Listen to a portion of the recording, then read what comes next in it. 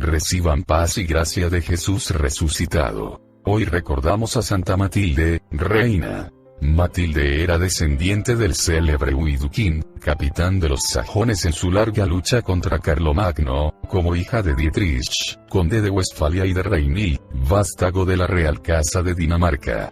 Cuando la niña nació en el año 895, fue confiada al cuidado de su abuela paterna, la abadesa del convento de Erfurt.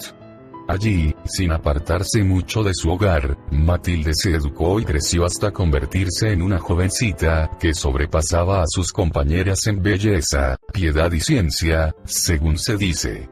A su debido tiempo se casó con Enrique, hijo del duque Otto de Sajonia, a quien llamaban el Cazador. El matrimonio fue excepcionalmente feliz y Matilde ejerció sobre su esposo una moderada, pero edificante influencia.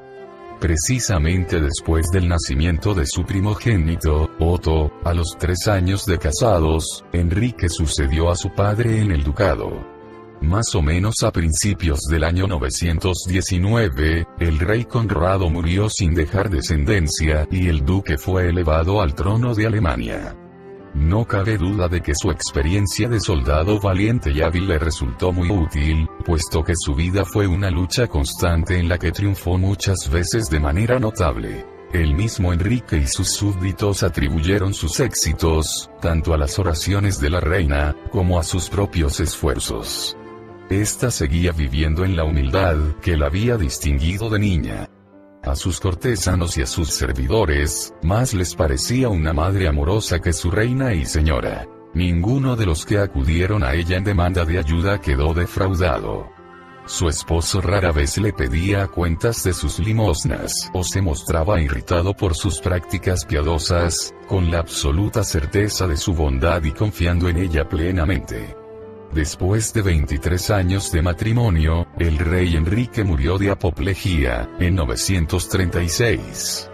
Cuando le avisaron que su esposo había muerto, la reina estaba en la iglesia y ahí se quedó, volcando su alma al pie del altar en una ferviente oración por él. Enseguida pidió a un sacerdote que ofreciera el santo sacrificio de la misa por el eterno descanso del rey y, quitándose las joyas que llevaba, las dejó sobre el altar como prenda de que renunciaba, desde ese momento, a las pompas del mundo. Habían tenido 5 hijos. Otto, más tarde emperador. Enrique el Pendenciero. San Bruno, posteriormente arzobispo de Colonia. Gerberga, que se casó con Luis IV, rey de Francia, y Hedwig, la madre de Hugo Capeto. A pesar de que el rey había manifestado su deseo de que su hijo mayor, Otto, le sucediera en el trono, Matilde favoreció a su hijo Enrique y persuadió a algunos nobles para que votaran por él. No obstante, Otto resultó electo y coronado. Enrique no aceptó de buena gana renunciar a sus pretensiones y promovió una rebelión contra su hermano, pero fue derrotado y solicitó la paz. Otto lo perdonó y, por la intercesión de Matilde, le nombró duque de Baviera. La reina llevó desde entonces una vida de completo autosacrificio. Sus joyas habían sido vendidas para ayudar a los pobres, y era tan pródiga en sus dádivas, que dio motivo a críticas y censuras. Su hijo Otto la acusó de haber ocultado un tesoro y de malgastar los ingresos de su corona. Le exigió que rindiera cuentas de todo cuanto había gastado y envió espías a vigilar sus movimientos y registrar sus donativos. Su sufrimiento más amargo fue descubrir que Enrique instigaba y ayudaba a su hermano en contra de ella. Lo sobrellevó todo con paciencia inquebrantable, haciendo notar, con un toque de patético humor, que por lo menos la consolaba ver que sus hijos estaban unidos, aunque solo fuera para perseguirla. Gustosamente soportaré todo lo que puedan hacerme, siempre que lo hagan sin pecar, si es que con ellos se conservan unidos, solía decir, según se afirma. Para darles gusto, Matilde renunció a su herencia en favor de sus hijos, y se retiró a la residencia campestre donde había nacido. Pero poco tiempo después de su partida, el duque Enrique cayó enfermo y comenzaron a llover los desastres sobre el estado.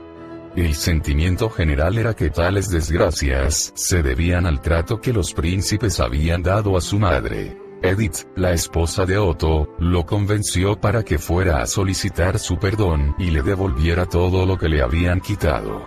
Sin que se lo pidieran, Matilde los perdonó y volvió a la corte, donde reanudó sus obras de misericordia. Pero no obstante que Enrique había cesado de importunarla, su conducta continuó causándole gran aflicción. Él nuevamente se volvió contra Otto y, posteriormente castigó una insurrección de sus propios súbditos en Baviera con increíble crueldad.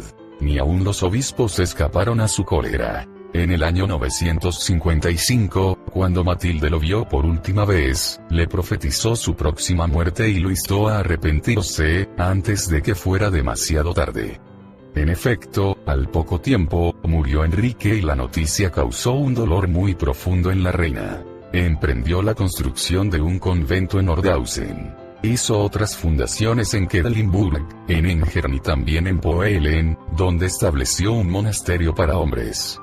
Es evidente que Otto jamás volvió a resentirse porque su madre gastara los ingresos en obras religiosas, pues cuando él fue a Roma para ser coronado emperador, dejó el reino a cargo de Matilde. La última vez que Matilde tomó parte en una reunión familiar fue en Colonia, en la Pascua del año 965, cuando estuvieron con ella el emperador Otto el Magno, sus otros hijos y nietos. Después de esta reaparición, prácticamente se retiró del mundo, pasando su tiempo en una y otra de sus fundaciones, especialmente en Nordhausen.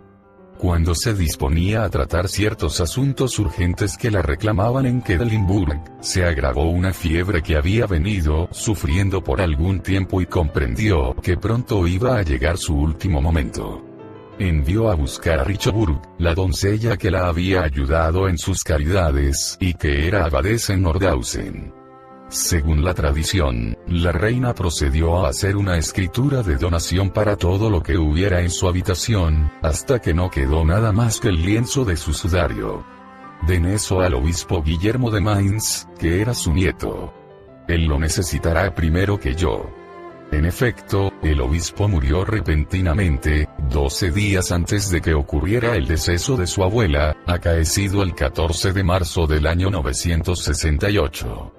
El cuerpo de Matilde fue sepultado junto con el de su esposo, en Quedlinburg, donde se la venera como santa desde el momento de su muerte. Que el Señor te regale el día de hoy abundantes bendiciones a ti y a tu familia. Shalom.